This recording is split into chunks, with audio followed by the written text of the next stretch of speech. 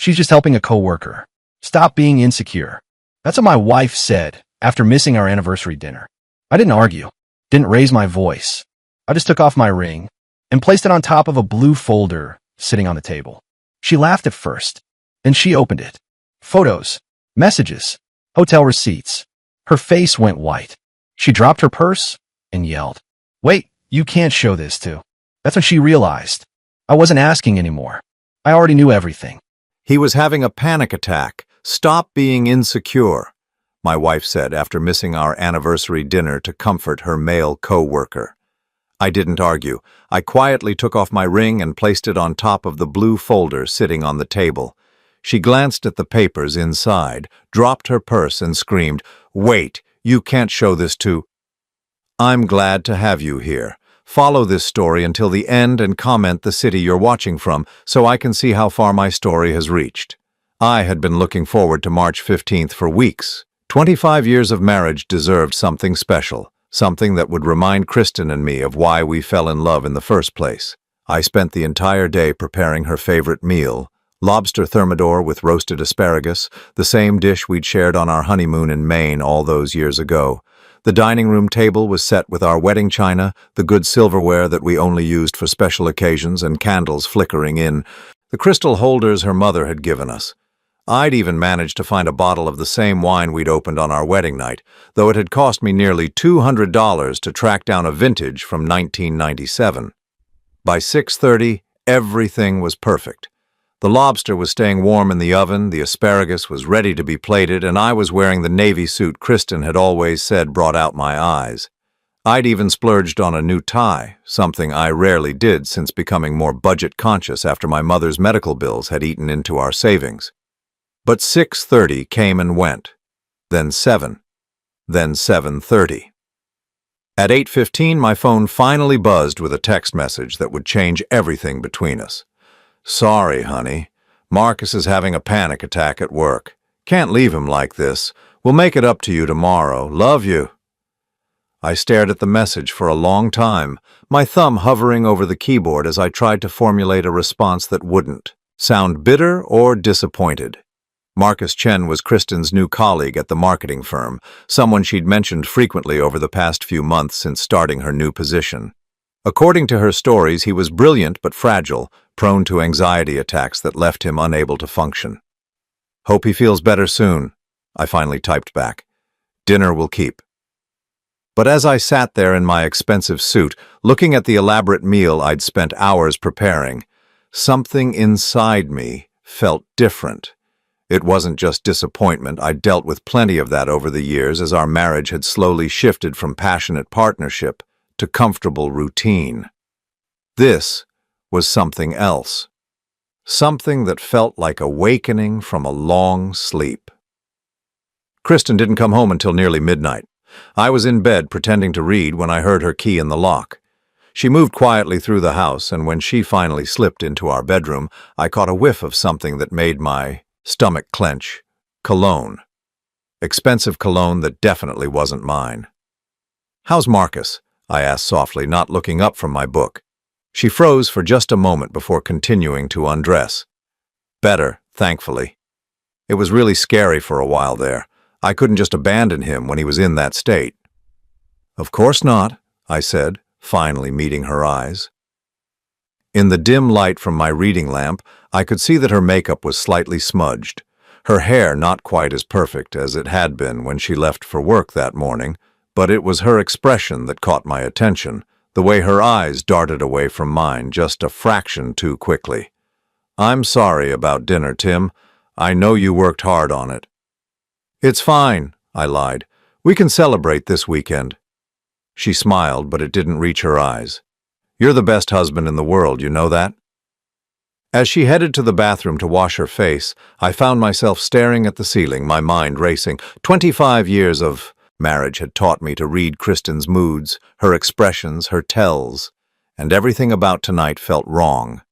The next morning, I woke up early and reheated the lobster for breakfast, eating alone while Kristen slept in. The expensive wine had gone flat overnight, and the romantic gesture that had seemed so important yesterday now felt foolish. But as I sat there, mechanically cutting through the reheated seafood, I made a decision that would change everything.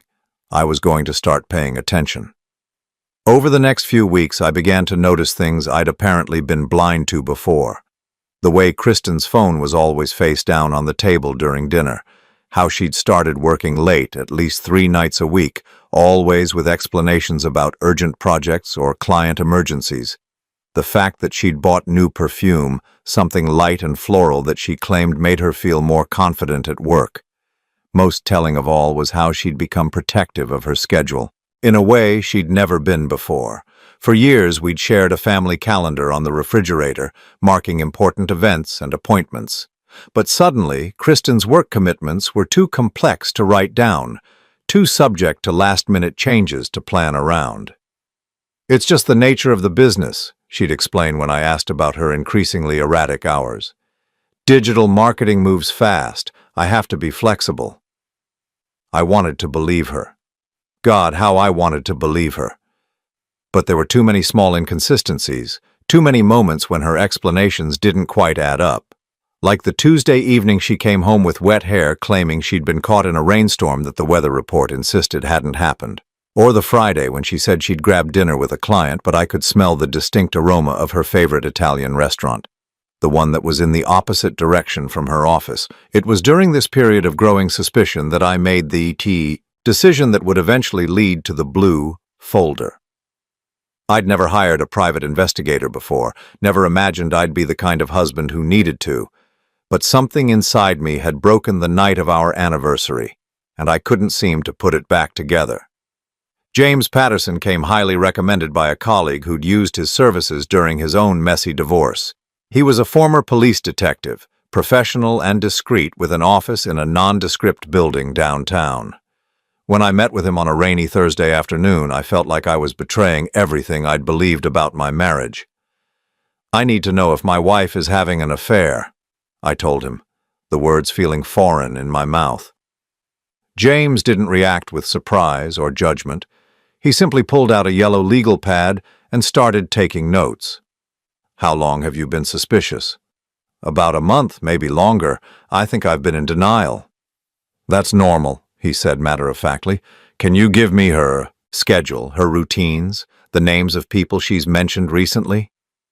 As I provided him with the details of Kristen's life, her work address, her typical hours, the names of colleagues she'd mentioned, I felt like I was dissecting our marriage with surgical precision. Every piece of information I shared felt like another small betrayal, but I couldn't stop myself. "I charge $500 a day, plus expenses," James explained as we wrapped up the meeting. "Most cases like this take between 1 and 2 weeks to resolve, depending on how careful the subject is being." $500 a day.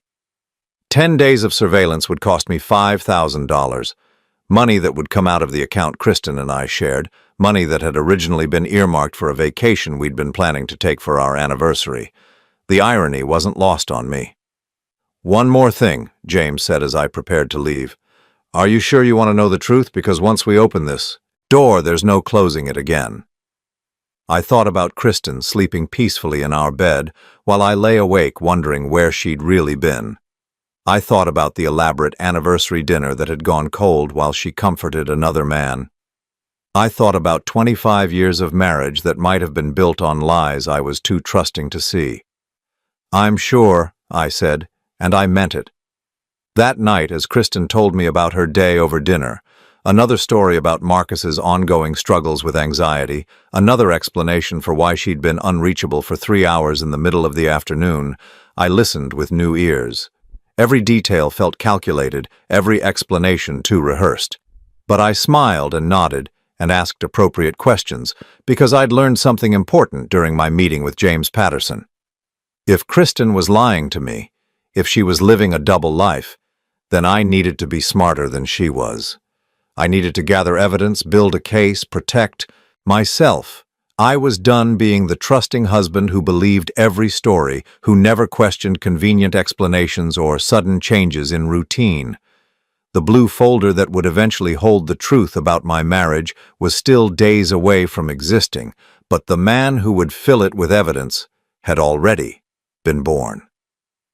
As I went to sleep that night, listening to Kristen breathe beside me, I wondered if I was sleeping next to a stranger. The woman I'd loved for 25 years, who I'd trusted with my heart, my future, my life. Was she real, or had she been performing for so long that even she'd forgotten who she really was? I would have my answer soon enough. James Patterson would make sure of that. But first, I had to survive the next week of pretending everything was normal, of playing the role of the oblivious husband while my world quietly crumbled around me. It was going to be the longest week of my life. The waiting was the hardest part. For 5 days after hiring James Patterson, I went through the motions of normal life while my stomach churned with anticipation and dread.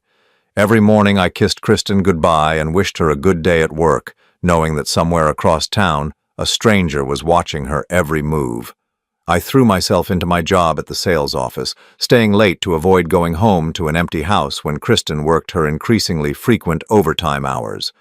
My colleagues probably thought I was gunning for a promotion, the way I suddenly became obsessed with reorganizing client files and updating prospect databases. The truth was, I needed something to occupy my mind while James Patterson slowly dismantled my marriage. On Wednesday of that week, Kristen announced she'd be working late again. "Big presentation tomorrow for the Morrison account," she explained, gathering her things after a dinner she'd barely touched. "Marcus and I need to get the final details hammered out." There was that name again, Marcus, in the 6 weeks since Kristen had started mentioning him. He'd become the explanation for everything. Her late nights, her weekend work sessions, her sudden inability to stick to any schedule we'd previously agreed upon. "Will you be home by 10? I asked, keeping my voice casual. "Probably closer to 11, she said, already moving toward the door. "Don't wait up."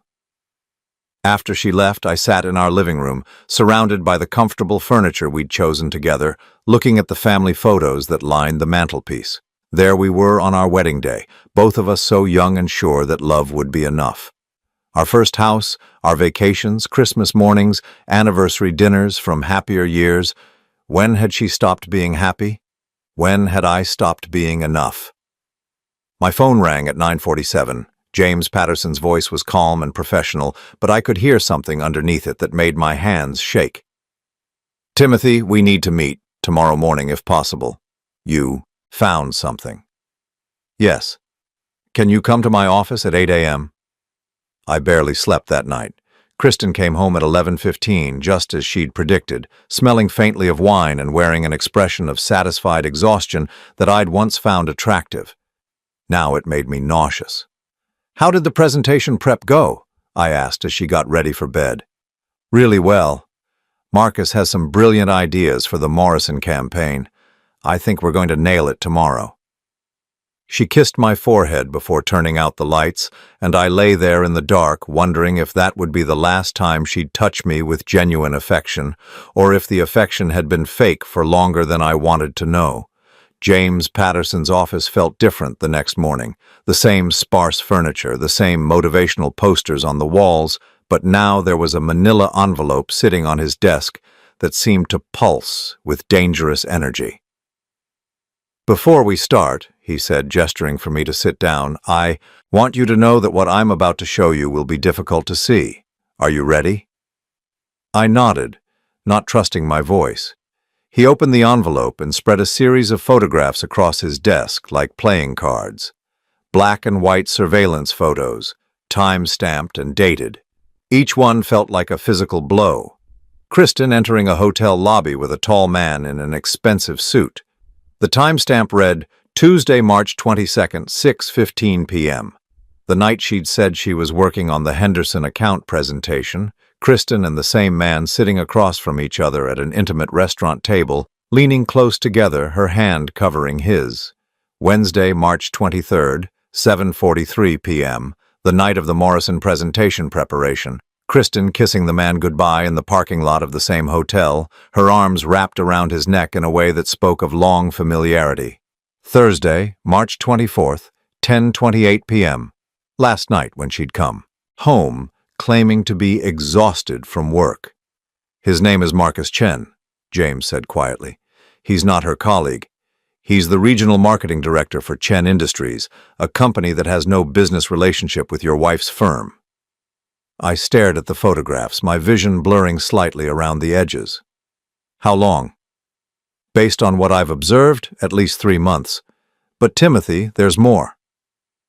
He pulled out another set of documents, financial records, printed emails, copies of legal paperwork that made my blood run cold.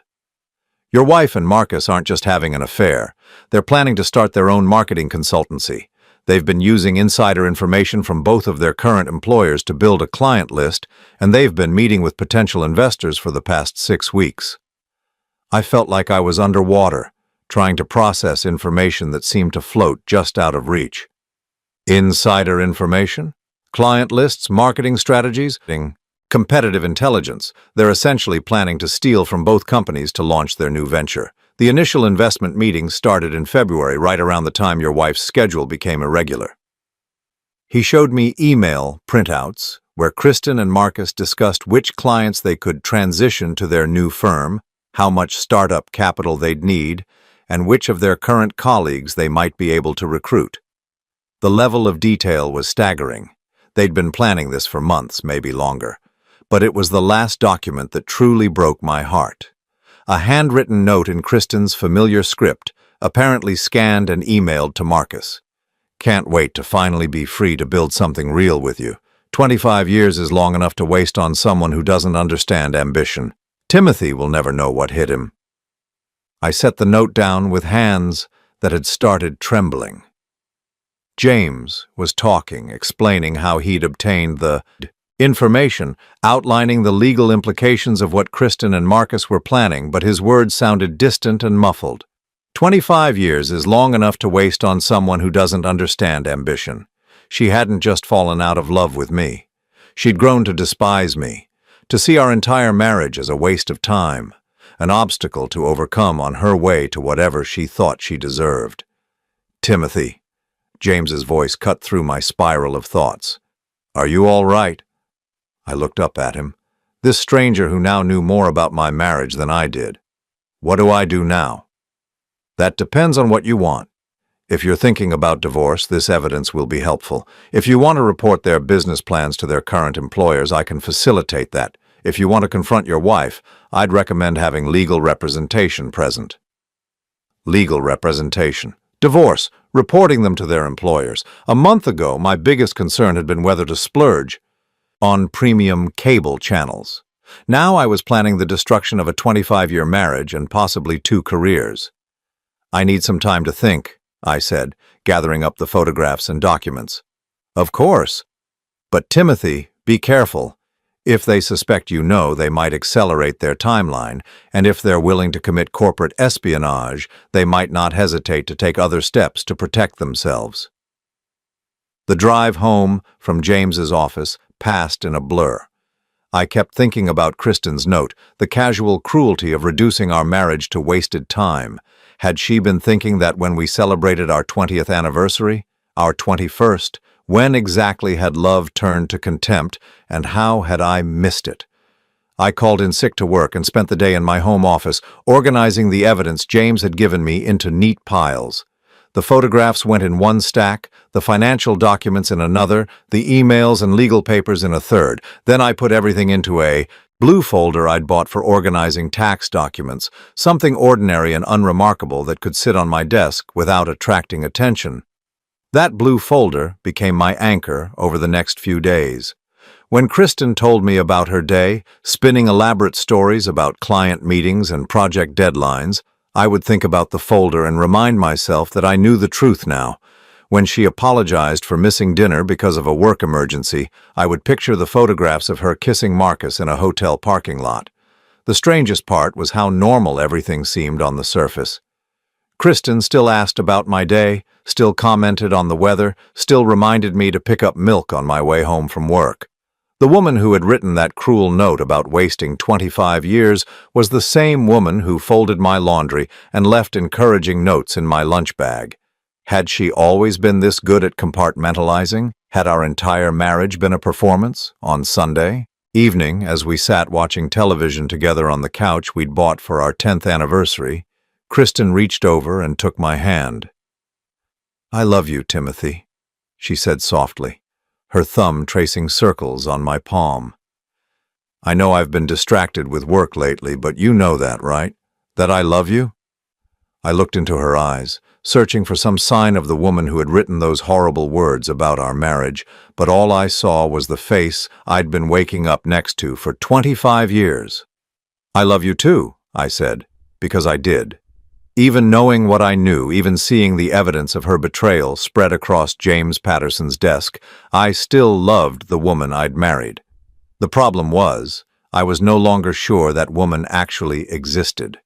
That night, after Kristen fell asleep, I lay in the dark making plans. I couldn't confront her yet.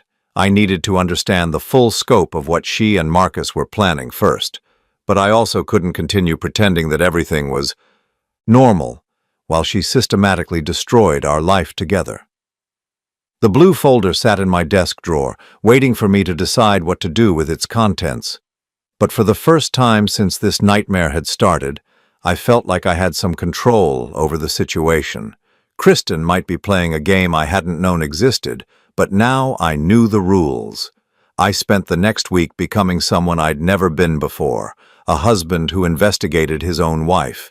Every morning after Kristen left for work, I would pull out the blue folder and study its contents like a detective building a case. But the more I learned, the more I realized that what James Patterson had uncovered was just the beginning. The breakthrough came on a Thursday evening when Kristen made a mistake that would cost her everything. She was in the shower getting ready for another late client meeting when her phone buzzed on the nightstand. Without thinking, I glanced at the screen and saw a text from Marcus that made my blood freeze. Investment meeting moved to Friday. Patterson Industries confirmed 300,000. We're almost there, baby.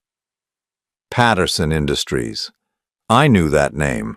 They were one of my company's biggest competitors, a firm we'd been trying to land for months. If Kristen and Marcus were meeting with them, it could only mean one thing. They were stealing our clients along with everything else. I quickly wrote down the details and slipped the phone back into place, just as I heard the shower turn off. When Kristen emerged, wrapped in her terry cloth robe, I was reading a magazine as if nothing had happened. "Who was that?" I asked casually, not looking up from an article about golf techniques I had no interest in learning. "Who was what?" "Your phone buzzed. Thought it might be important." She picked up her phone, checking the screen with the practiced nonchalance of someone who'd been hiding things for months. "Just a reminder about tomorrow's presentation. Nothing urgent." Another lie delivered so smoothly that if I hadn't seen the text myself, I would have believed it completely. The next morning, I called in sick again and drove to James Patterson's office with a list of questions that had kept me awake all night. "I need you to dig deeper," I told him, sliding a piece of paper across his desk.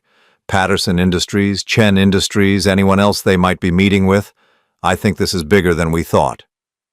James studied my handwritten notes, his expression growing more serious as he read. "Industrial espionage," he said finally. "If they're stealing client information and using it to poach accounts, we're talking about felony charges, not just adultery." "Can you prove it?" "Give me another week. But Timothy, if I find what I think I'm going to find, your wife could be looking at serious jail time. Are you prepared for that?" I thought about Kristen getting dressed for work that morning, kissing my cheek goodbye, reminding me to pick up her dry cleaning. The woman who still made my coffee exactly the way I liked it, who still laughed at my terrible jokes, who still reached for my hand when we walked through parking lots. "I'm prepared for the truth," I said, "whatever it is." That weekend, Kristen announced she needed to work both Saturday and Sunday to prepare for a major presentation the following week. "It's the biggest account we've ever pitched," she explained as she packed her laptop bag. "If we land this one, it could change everything for the company." I smiled and told her I understood, kissed her goodbye, and wished her luck. Then I spent the weekend doing something I'd never imagined I'd have to do. I followed my own wife. Saturday morning, instead of going to her office building, Kristen drove to the Marriott downtown. I parked across the street and watched as she met Marcus in the lobby, both of them dressed like they were attending a funeral rather than a casual work session. They disappeared into the elevator together, and I spent the next 3 hours sitting in my car, wondering what they were really doing in that hotel room. Sunday was worse. This time, they met at an expensive restaurant on the other side of town, joined by 2 men in expensive suits who looked like the kind of people who made 7-figure decisions over lunch. I couldn't get close enough to hear their conversation, but I didn't need to. The body language told the story. Leaning in conspiratorially, shaking hands over contracts, raising champagne glasses to toast agreements I wasn't supposed to know about. When Kristen came home Sunday evening, she was glowing with excitement. "How did the presentation prep go?" I asked, setting aside the book I'd been pretending to read. "Amazing! I think we're really onto something special, Tim. This could be the opportunity I've been waiting for my whole career." She wasn't lying about that part. This was the opportunity she'd been waiting for, the chance to steal enough clients and inside information to launch her own company with her lover. The fact that it would destroy my career and our marriage was apparently just collateral damage. Monday morning brought the call I'd been dreading and anticipating in equal measure. "Timothy, we need to meet immediately," James said, his voice tight with urgency. "What I've found, it's worse than we thought." This time, his desk was covered with enough documents to fill 3 blue folders: financial records, email printouts, legal contracts, incorporation papers, and photographs that painted a picture so damning that I felt sick just looking at it. "Your wife and Marcus Chen have been planning this for 8 months, James began, spreading the evidence out like a prosecutor presenting a case. "They've already incorporated their new company, MC Strategic Solutions. They've secured initial funding of $500,000 from investors who think they're getting proven marketing executives with established client relationships." He showed me copies of the incorporation papers, filed in February, listing Kristen as CEO and Marcus as Chief Strategy Officer. Their business address was a luxury office suite downtown, already leased and furnished with money from their investors. "But here's the really damaging part," James continued, pulling out a thick folder of printed emails. "They've been systematically copying client databases from both their employers. Your wife has been photographing confidential documents, copying strategic plans, even recording private meetings without permission." The emails between Kristen and Marcus were breathtakingly casual in their criminality. They discussed which clients would be easiest to steal, how to time their resignations for maximum damage to their current employers, and how much proprietary information they'd need to copy before making their move. But it was the personal emails that cut the deepest. "I can't wait to be done. Pretending," Kristen had written in one message. 25 years of playing house with someone who has no vision, no ambition, no drive to be anything more than ordinary. Timothy's a good man, but he's small-minded. He'll never understand what we're building." In another, "The hardest part isn't the lying. It's having to act grateful for a life I outgrew years ago. When we launch MC Strategic, I'll finally be free to be who I really am." And the most devastating, "Tim still thinks I'm the same 25-year-old girl he married. He has no idea that person died of boredom years ago." I set that last email down and looked up at James, who was watching me with the careful expression of someone who'd delivered bad news to too many people. "There's more," he said gently. "They're planning to resign from their current jobs next Friday and start poaching clients immediately. They expect to be fully operational within 30 days. "Next Friday," I repeated numbly. "That's in 6 days. "Yes. And Timothy, there's something else you need to know. Your wife has been transferring money from your joint savings account into a personal account she opened 3 months ago. Small amounts, never enough to trigger alerts, but it adds up to just over $37,000. $37,000. Money we'd saved together, money that was supposed to be for our future, for emergencies, for the life we were supposed to be building together. She'd been stealing from me to fund her escape plan. I thought about all the times she'd suggested we should be more careful with money, all the small economies she'd proposed over the past few months. No wonder she'd been so concerned about our budget. She was secretly draining our savings to finance her new life with Marcus. "What are my options?" I asked, my voice sounding distant to my own ears. "Legally, you have several courses of action. You can report the corporate espionage to both employers. They'll likely face criminal charges. You can freeze your joint accounts to prevent further theft. You can file for divorce and use this evidence to protect your assets, or—" He paused, studying my face carefully. "You can confront them before they make their move." "What do you mean?" "They think they're safe. They think you're the trusting husband who will never suspect anything. But you have 6 days to disrupt their timeline, to take control of the situation before they can execute their plan." I gathered up the evidence, now enough to fill 2 blue folders instead of 1, and drove home in a daze. The house felt different when I walked through the door, tainted by the knowledge of what Kristen had been planning in these same rooms, where we'd shared 25 years of what I'd thought was genuine love. That evening, as Kristen told me about her day, more lies about client meetings and project deadlines, I found myself studying her face like I was seeing it for the first time. How had someone I'd loved for so long become so skilled at deception? When had she learned to look me in the eyes while systematically destroying everything we'd built together? "You seem distracted tonight," she said as we got ready for bed. "Everything okay?" I looked at her. Really looked at her. And for the first time in weeks, I told her the complete truth. "Actually, I've been thinking a lot lately about ambition," I said carefully. "About what it means to build something meaningful with your life." Her eyes flickered with interest. "What brought that on?" "Just wondering if I've been too small-minded, you know. Too satisfied with ordinary when I should be reaching for something bigger." For just a moment, her mask slipped. I saw excitement flash across her face, followed quickly by calculation as she tried to figure out if this conversation was leading somewhere dangerous. "I think," she said slowly, "that it's never too late to dream bigger, to want more. Even if it means leaving behind everything you've built before. Especially then," she said, and there was real passion in her voice now. "Sometimes you have to be willing to burn down the old life to build the new one." I nodded thoughtfully, as if I were considering her words instead of recognizing them as a confession. "You're right," I said. "Sometimes you do have to burn down the old life." She smiled and kissed my forehead, the same gentle gesture she'd been giving me for 25 years.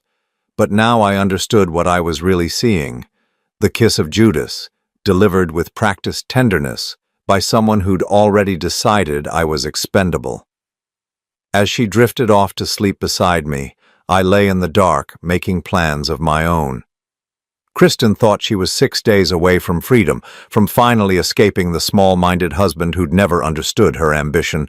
She was wrong about a lot of things, but she was especially wrong about that timeline. Her old life was going to burn down much, sooner than she expected.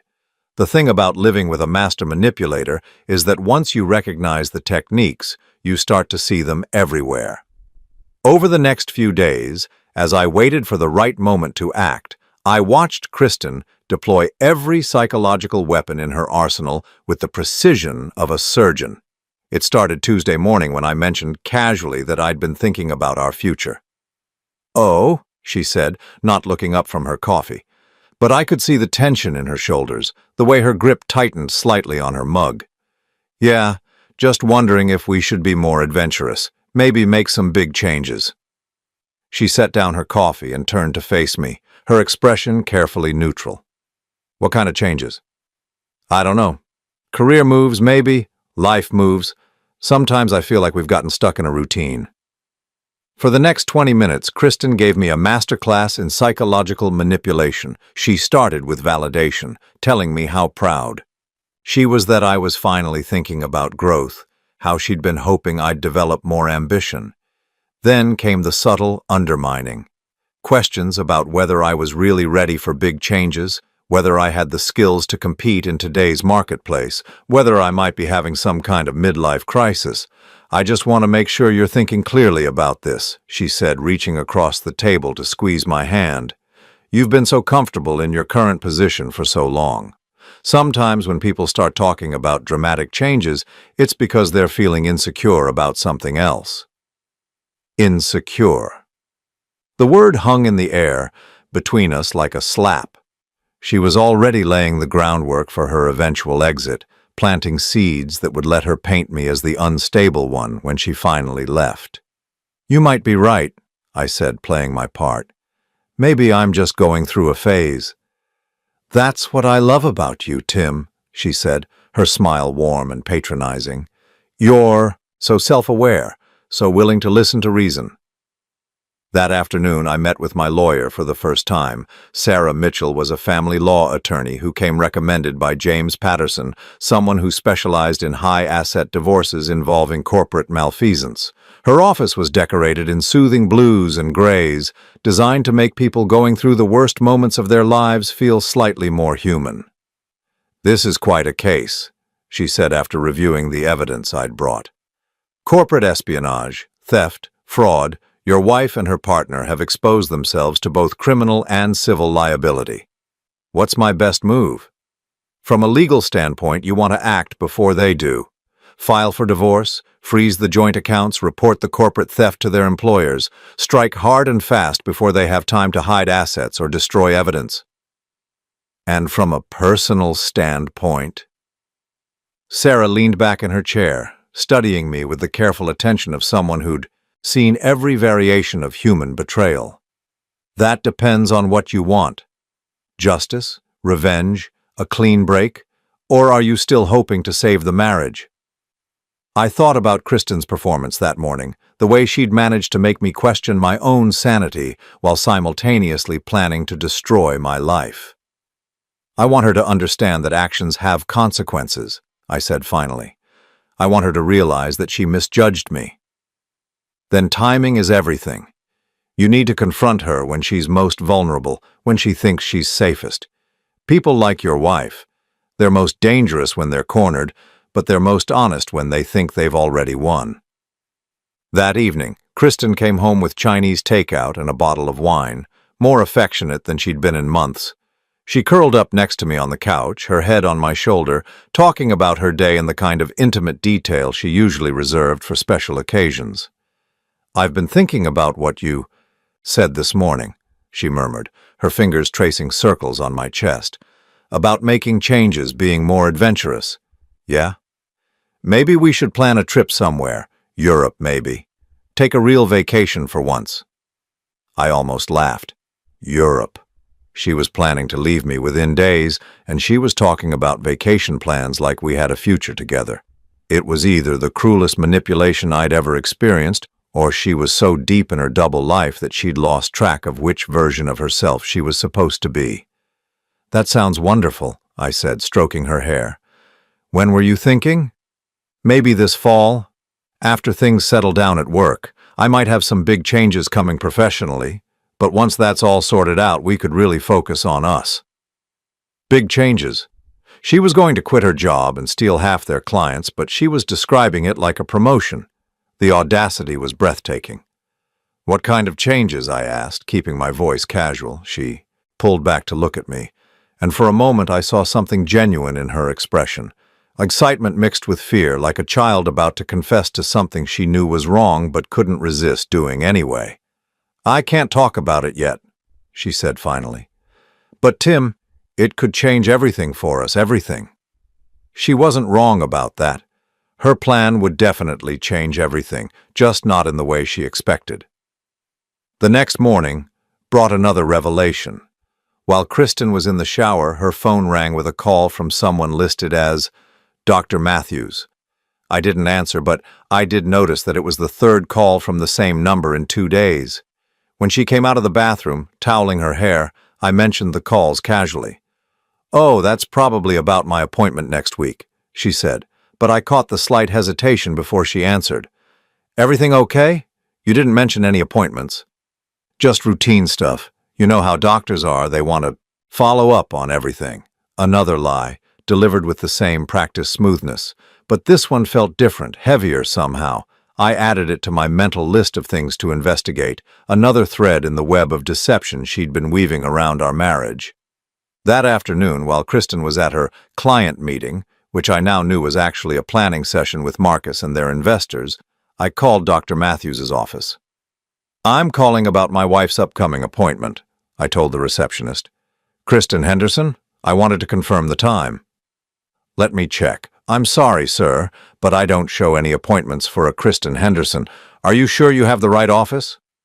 "This is Dr. Matthews' office, right? Internal medicine?" "No, sir. This is Dr. Matthews' fertility clinic."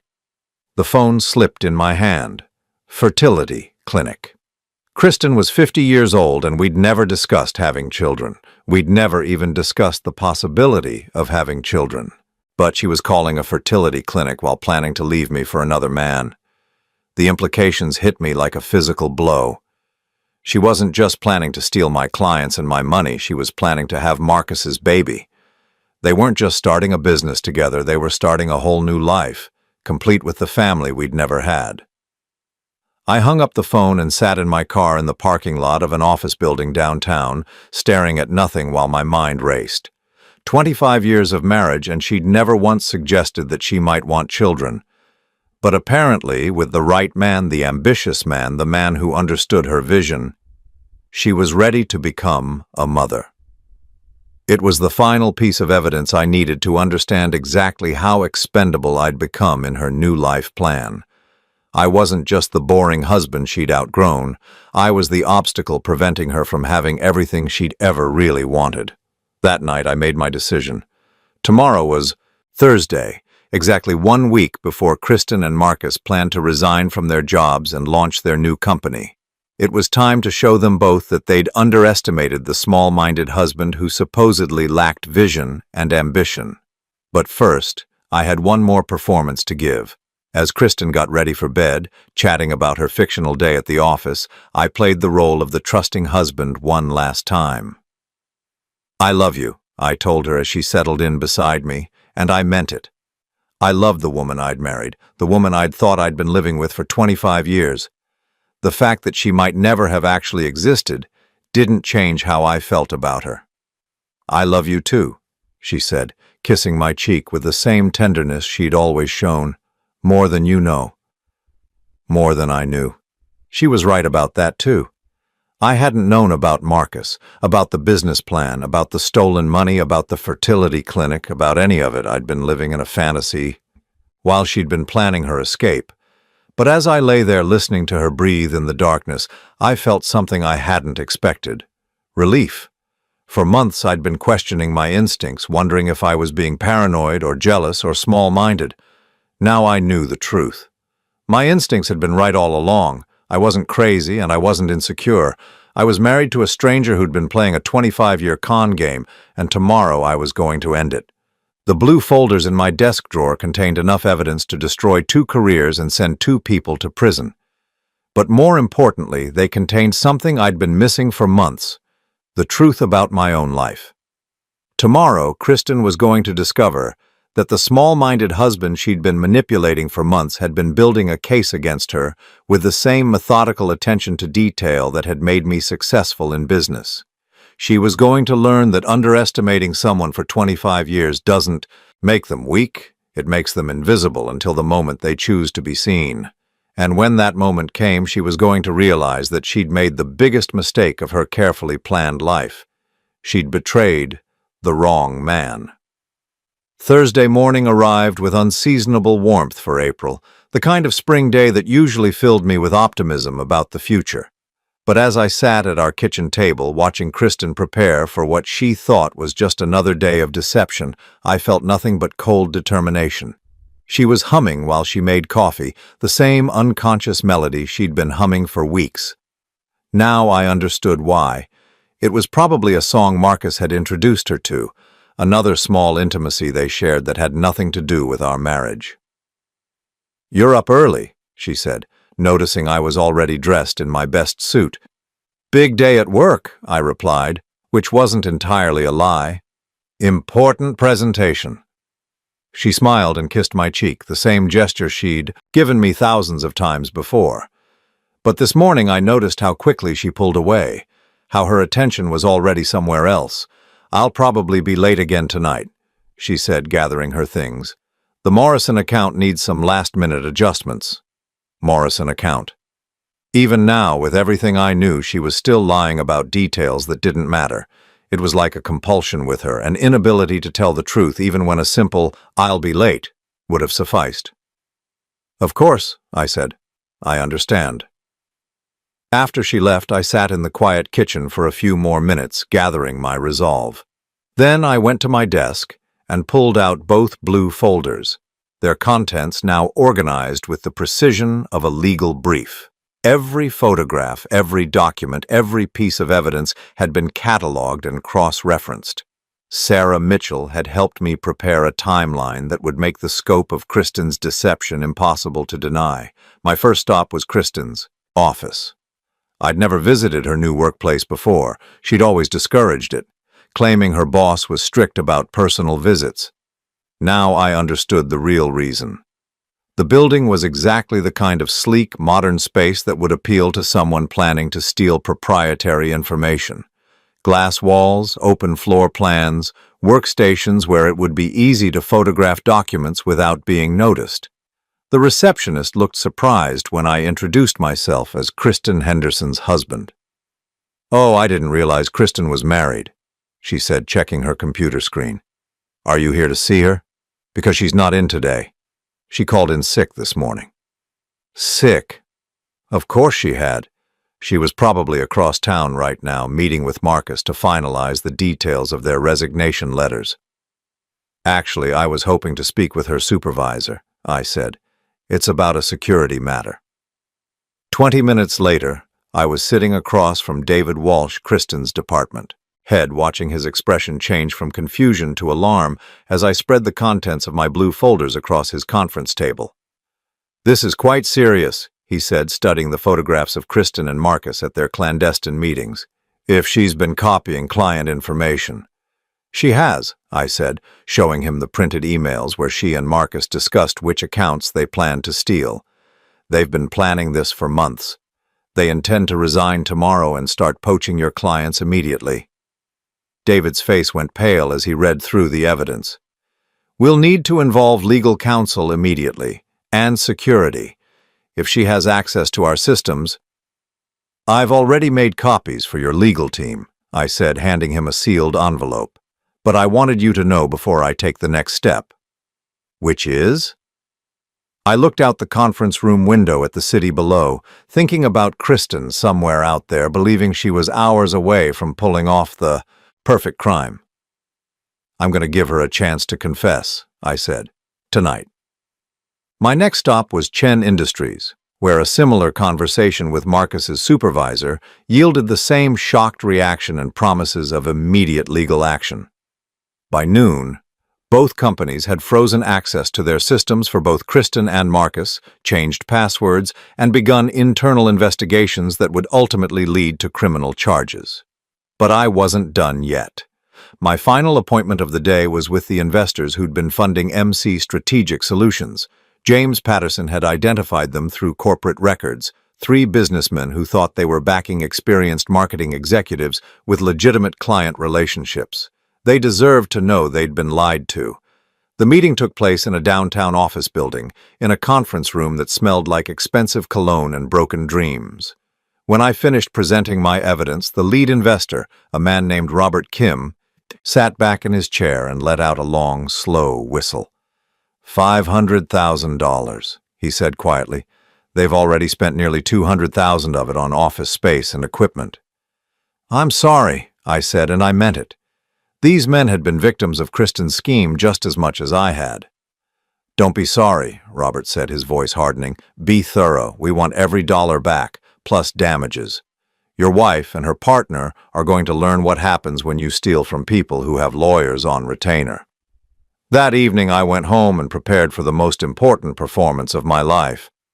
I set the dining room table with our wedding china, lit candles, opened a bottle of wine. To anyone watching, it would look like I was planning a romantic dinner. But the blue folders were waiting in my study, along with the divorce papers Sarah Mitchell had prepared that afternoon. Kristen came home at 7:30, looking flustered and distracted. She barely noticed the elaborate table setting as she hurried toward the stairs. "Sorry, Tim. I need to shower and change. Long day." "Wait," I said, my voice calm but firm. "We need to talk." Something in my tone made her stop and turn around. For the first time in months, I had her complete attention. "Is everything all right?" she asked, and I heard genuine concern in her voice. She still cared about me, in whatever way she was capable of caring about anyone. "Sit down," I said, gesturing to the dining room table. "Please." She moved slowly, her eyes darting around the room as if looking for escape routes. When she saw the blue folders sitting beside my place setting, her face went very pale. "Tim, what's going on?" I poured myself a glass of wine with steady hands, then looked across the table at the woman I'd loved for 25 years. "I know about Marcus," I said simply. The effect was immediate and devastating. Kristen's carefully maintained composure cracked like thin ice, and I saw raw fear flash across her features before she tried to pull herself together. "I don't know what you mean." "I know about the affair. I know about MC Strategic Solutions. I know about the stolen client lists, the fraudulent investor meetings, the money you've been taking from our savings account." I opened the first blue folder and pulled out the photograph of her kissing Marcus in the hotel parking lot. "I know about the fertility clinic." That last detail hit her like a physical blow. She actually flinched, her hand moving instinctively to her stomach, in a gesture that told me everything I needed to know. "You're pregnant," I said. Not a question, but a statement of fact. Tears started streaming down her face, but she still didn't speak. She just stared at the photograph as if it were a snake that might bite her. "How long?" I asked. 6 weeks, she whispered. 6 weeks. While she'd been lying to my face every day, while she'd been stealing from me and planning to destroy my career, she'd been carrying another man's child. "Why?" I asked, and my voice broke slightly on the word. 25 years, Kristen. Why wasn't that enough?" She looked up at me then, and for the first time in months I saw the real woman underneath the performance. She was terrified, desperate, and completely trapped. "Because I was dying," she said, her voice barely audible. "Every day in this house, in this life, I felt like I was disappearing. You're a good man, Tim, but you never wanted more than this. You never wanted to build something bigger, to take risks, to really live. So you decided to steal and lie and destroy everything we built together?" "I decided to save myself," she said, anger finally breaking through the fear. "I'm 50 years old. This was my last chance to have the life I actually wanted instead of the one I settled for." Settled for. There it was. The truth I'd been afraid to hear. Our entire marriage had been her settling for less than what she thought she deserved. I opened the second blue folder and spread its contents across the table. Bank records showing her theft, emails detailing the corporate espionage, legal documents proving the fraud. Her face went whiter with each piece of evidence. "Your last chance is gone," I said quietly. "Both companies know what you've been doing. The investors know they've been lied to. The police will probably be involved by tomorrow." She started crying harder then, ugly sobs that shook her whole body. "Tim, please, we can work this out. I can fix this."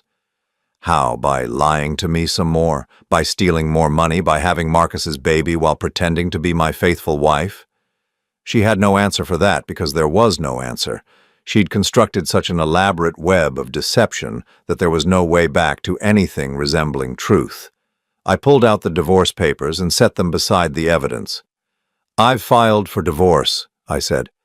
"I've frozen our joint accounts to prevent any more theft. I've reported the corporate espionage to both your employers, and I've provided evidence of fraud to the investors you've been deceiving."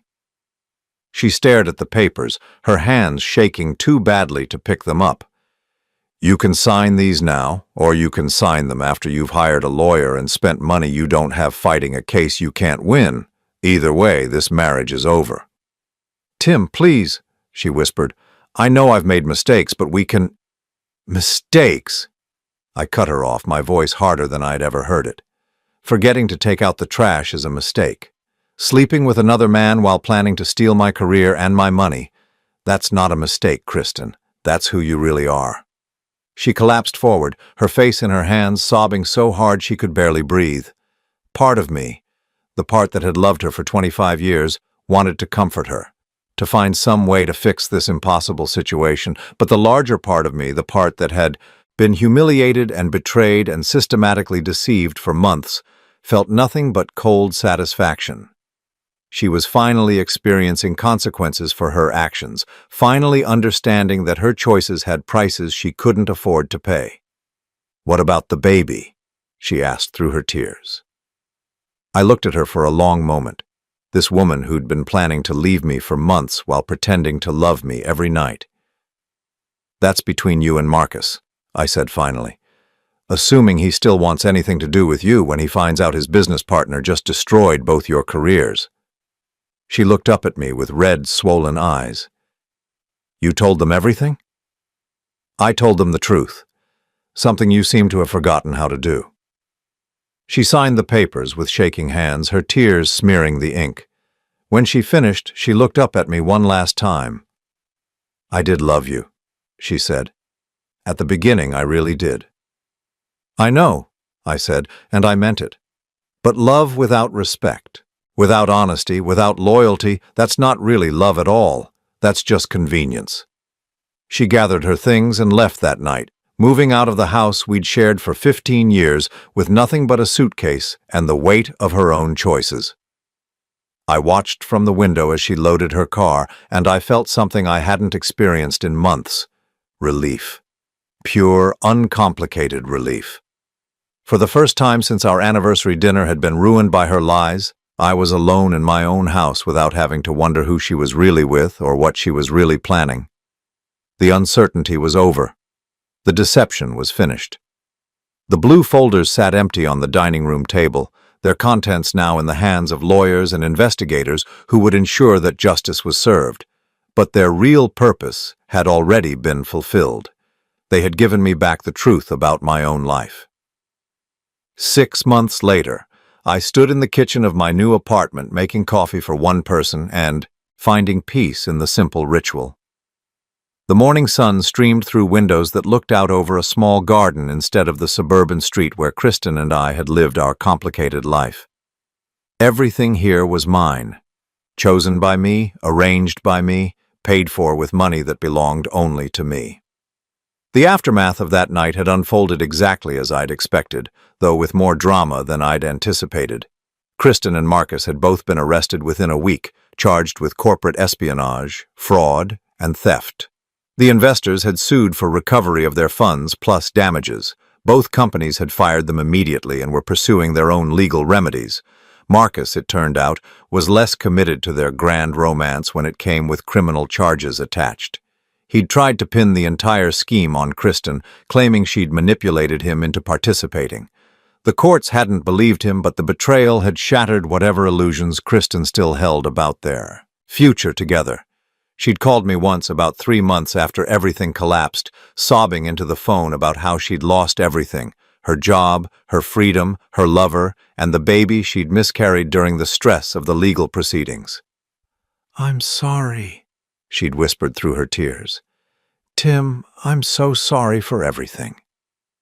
I'd listened to her cry for nearly 10 minutes before responding, not because I was cruel, but because I was trying to find some emotion other than pity for this woman who'd once been the center of my world. "I'm sorry too," I'd said finally. "Sorry that you thought so little of me, and of yourself, that you believed this was your only option." That had been our last conversation. The divorce was finalized 2 weeks later, and I'd signed the papers with the same sense of relief I'd felt that first night. Some chapters of life end with dramatic confrontations, but others simply close with the quiet sound of a pen on paper. Now, as I sat in my small dining room reading the morning news over breakfast, I reflected on how different my life looked than it had a year ago. The house was gone, sold to cover Kristen's legal fees and restitution payments. Most of our shared possessions had been divided or sold.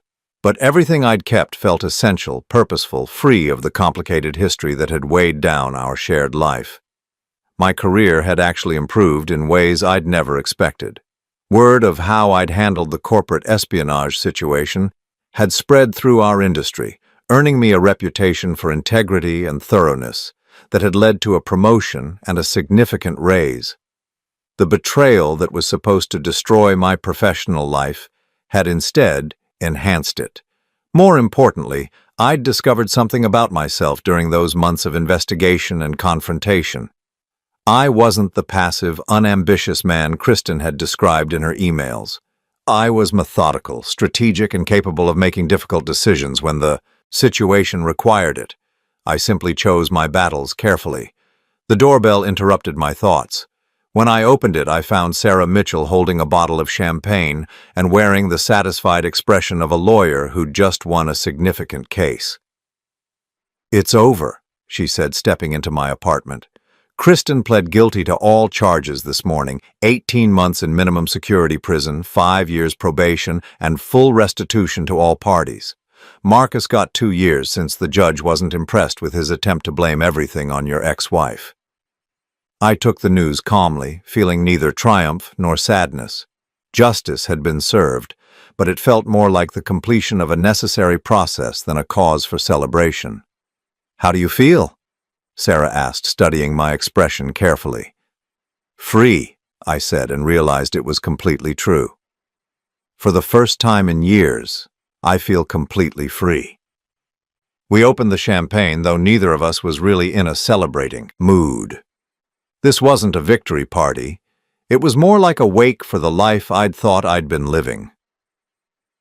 "What's next for you?" Sarah asked as we sat on my small balcony, looking out over the city. "I'm thinking about traveling," I said. "There are places Kristen never wanted to go, things she thought were boring or unsophisticated. Maybe it's time I found out what I actually enjoy when I'm not trying to please someone else." "That sounds healthy."